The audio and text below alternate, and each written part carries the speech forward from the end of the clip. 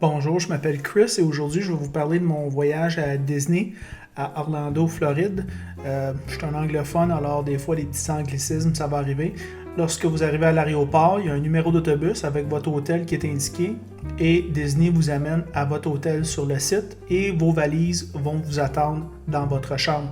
C'est quand même pas pire, fait que nous voici sur l'autobus, on s'en va à Disney. Je pense que ça prend à peu près 1 heure si je me rappelle bien. Et une affaire qui est un peu drôle, c'est lorsque vous arrivez à Disney, mais là vous rentrez dans le monde de Mickey, les panneaux de route sont rendus mauve, pourpre, puis c'est comme ça. On vous donne un bracelet avec une puce lorsque vous arrivez à l'hôtel, c'est ça qui ouvre votre porte, c'est ça qui vous permet d'accéder au site. Votre bouffe, si vous avez un forfait de même, vous pouvez payer avec votre bracelet.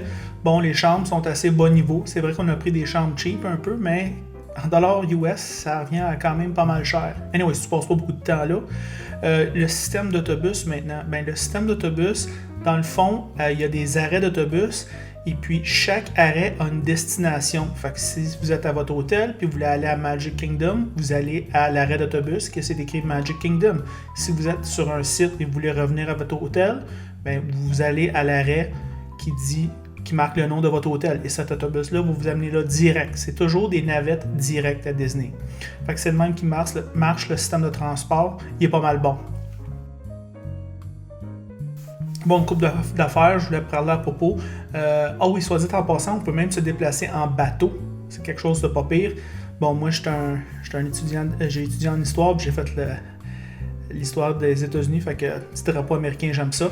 La façon que ça marche, lorsque vous arrivez aux différents manèges, si on veut, aux différentes attractions, on accède partout avec notre passe, mais on voit le temps d'attente aussi, puis on le voit aussi sur l'app, il y a une application. Puis, je vais parler de ça plus tard. Ici, c'est le premier, si on veut, site. Ça s'appelle Magic Kingdom. Puis c'est là où est-ce que le château de Walt Disney, c'est vraiment beau. À vrai dire, c'est incroyable comment c'est beau. Puis la première affaire qui vous prend, c'est l'envergure de tout et le détail. C'est parce que ce qui arrive, c'est que vous arrivez quelque part, il y a des détails. Mais là, pendant des kilomètres, il y a des détails. Puis il y a des manèges pour les jeunes et pour les vieux. Mais à Magic Kingdom, c'est plus pour les jeunes. Puis... c'est le fun juste le voir, comment c'est une machine bien rodée, une machine à traitement de gens. Le château est vraiment grand et haut et on le voit de loin. Alors si on est comme à plusieurs kilomètres du site, mais on voit le château de loin, fait que ça bâtit l'anticipation si on veut. Fait que ça, c'est vraiment hot. Juste à titre d'information, je vais vous expliquer un petit peu comment ça marche, le système avec l'application. Bon, sur l'application, il y a ce qu'on appelle des Fast Pass. On a 3 par jour. Puis dans le fond, ça vous permet de bypasser la file d'attente normale lorsque vous allez sur des manèges.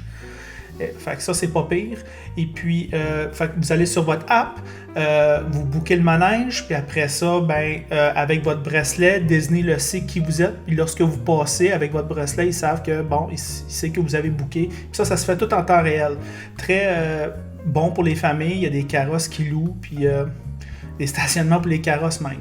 Alors ça, c'est Animal Kingdom. Ça, c'est où est-ce qu'il y a le manège Avatar. Ça, c'est le manège le plus hot au monde. Puis là, je vais vous expliquer un peu comment ça marche. Lorsque vous arrivez sur un site, il y a comme quasiment 1 km² du monde d'Avatar. Fait que tout ce que tu vois, c'est des choses d'Avatar. Et puis ça, encore une fois, c'est pour rendre la chose plus immersive. Alors, vous voyez mes belles shots 4K, là. Regarde, ils ont même mis une montagne en arrière, là. Tu sais, la Floride, c'est fait comme une crêpe, mais ils ont mis une montagne, là. Fait que c'est vraiment hot, là. Il n'y avait rien là avant, là. Il n'y avait absolument rien là avant. Ils ont tout construit ça. Puis surtout quand tu viens, genre du Québec, je pense, ou même peut-être de la France, tu sais, des affaires d'envergure hot, on n'a pas beaucoup, mais là, vous le voyez, là. Vous le voyez vraiment. Alors, quand vous embarquez sur le manège, après avoir marché à travers toute cette zone d'Avatar, on rentre à l'intérieur du manège. Et à l'intérieur du manège, qu'est-ce qu'on a? C'est essentiellement de l'air climatisé et puis une espèce de récréation du film.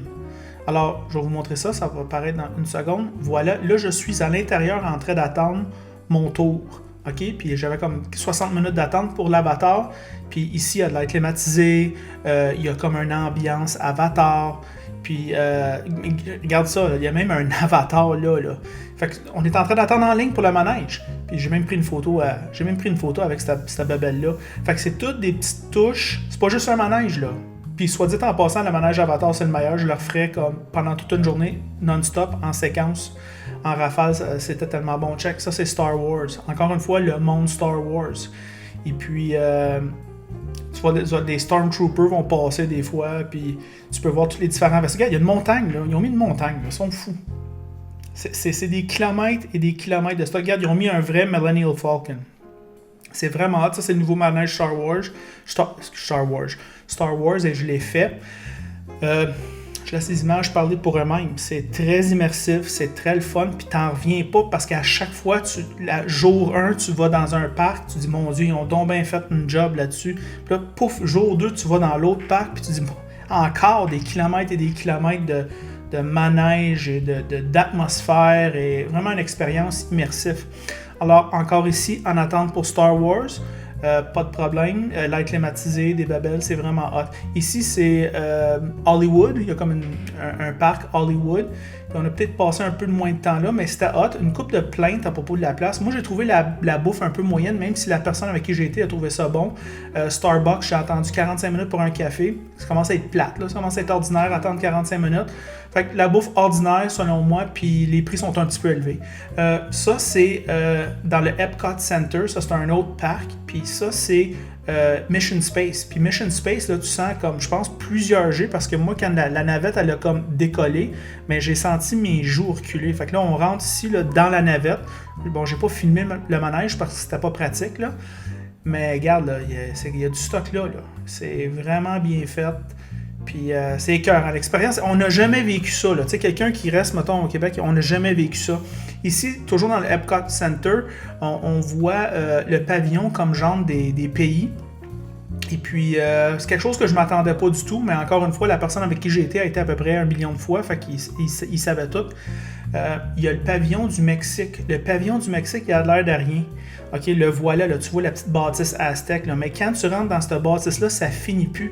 Il y a même un manège dans la bâtisse que tu flottes dans un bateau tout alentour. Et puis au fond, là-bas, on le voit pas, là, mais il y a un restaurant. Et puis toi, quand tu es dans ton manège, tu passes à travers les gens qui mangent. Fait que c'est vraiment pété. Malheureusement, je ne l'ai pas filmé. Voilà une photo de qu'est-ce que ça a l'air quand tu es sur le bateau, puis tu regardes dans le sens inverse. Alors, c'est ça l'expérience de Walt Disney, pas mal pété. Écoute, ça coûte cher, mais c'est le fun.